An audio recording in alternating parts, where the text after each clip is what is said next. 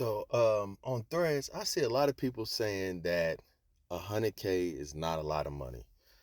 Um, and I find that quite bizarre because according to stats,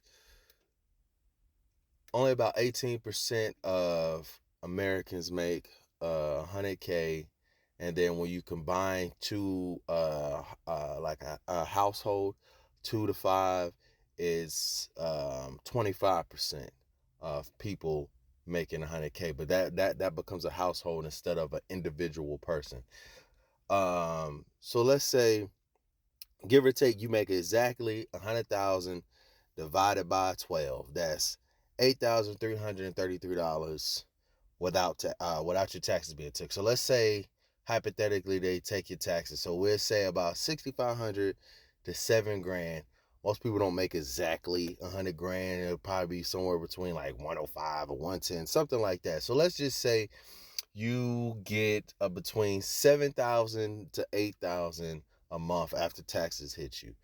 Uh, Depending on where you live, that could be a problem. But let's just say your rent is, we're gonna go with 8,000, and your rent is 2,500. I'm just talking about a single male, and they say that most uh men in America don't really reach that 100K status until 35 to 45 anyways. Okay, so we're at 8,000 minus 2,500 for your rent. We're just gonna say that's your rent. Um, so you got 5,500 left. You need a car insurance. You can definitely get a decent car without having to go fucking crazy. When I made my first 100K, I was 28. I was bringing about 8,500 in a month. I had an F type.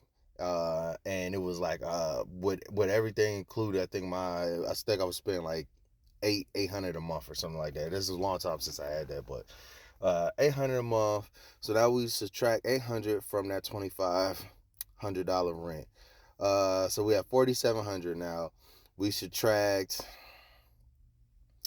I was eating good, but I was one person, so I really wasn't had my grocery bill wasn't that high. So we'll say with everything, with the minor bills, electricity, internet, grocery, we're gonna say 700. So we still got 4,000. We still got 4,000 left after we did that. Let's subtract. So we paid all our bills. All our bills is done now, right? We paid all our bills. We still got a month. We got 4 grand left. All right, let's say we just want to go crazy, but you're working majority of the time, so you're not going to spend like so much money on X, Y, and Z. Maybe you buy a pair of shoes here and there. That's $200. Maybe an outfit. I don't really buy designer, so that's not really a hindrance to my pockets. But uh let's say you buy an outfit or two every month that ranges 200 or 300. So we just say 1,500 at the high amount, when you just going and doing shit and just spending money. 1,500. All right, so now we didn't balled out for the month. We done went out to eat. We done did X, Y, and Z, and we paid all our bills. We got $2,500 left at the end of the month that we could either save or invest. And that will of course fluctuate as far as like what you spend a month. If you do spend 1,500, if you spend less, or you just like, you know what, I ain't gonna go hard the next 6 months. I'm gonna save all of that, and we stay in between that $4,000 and $2,500 range. So let's multiply that by 12.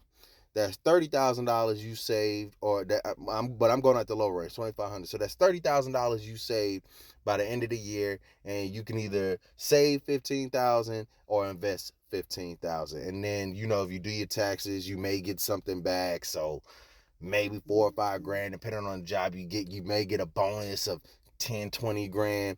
So at the end of the year, give or take, you could possibly save 30 to 40K. And I'm talking about like as a single man without no kids, nothing.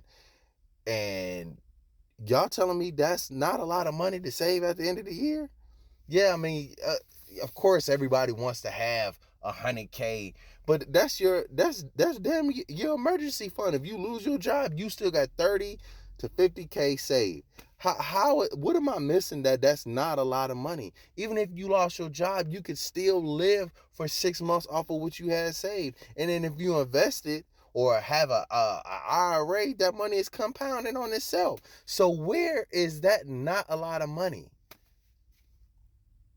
If that same thing applied for a woman, it's the same thing.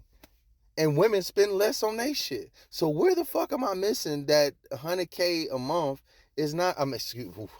Now that's a good amount of money, but 100K a year is not a lot of money. And according to statistics, 18% of Americans are making that, and it only really hits until people hit their 30s. So most of the people commenting on this shit is 30 below. So my nigga, where am I missing something, or is just everybody just rolling the dough like that, or is it like I or you know what? It's social media, and everybody on social media has to live this fake ass fucking lifestyle that they don't live, and it's okay to like, bro, you could have.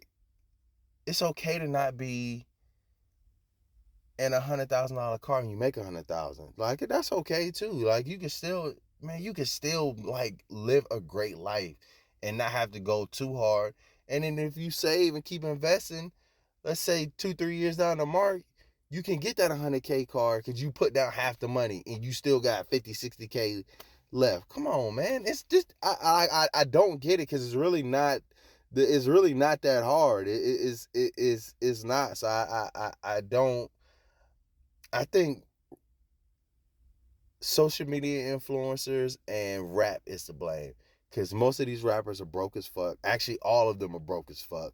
And then social media is just them cars be rented, them cribs be rented. Stop using social media to judge how you live your life. And if you don't make 100K, it's coming for you. It's coming. It's coming. Just be patient and stop saying this is a lot of money. And if where you at, a 1 bedroom is 3 to 4K, well move your ass to the fucking outskirts then and take that longer 30 to 40 minute drive to get to your fucking job. It's okay. It's okay. You cut down $1,000 on rent, and then you cut down $1,000 on rent. You may spend $200 to $300 extra on gas. So and you know what? And in that hour drive, you know what you could do? You could be cultivating relationships. You could call your mom, your uncle, like, man, let's chop it up so I can kill this time while I'm driving to work. And it's not that hard and it's not that bad, man. Stop.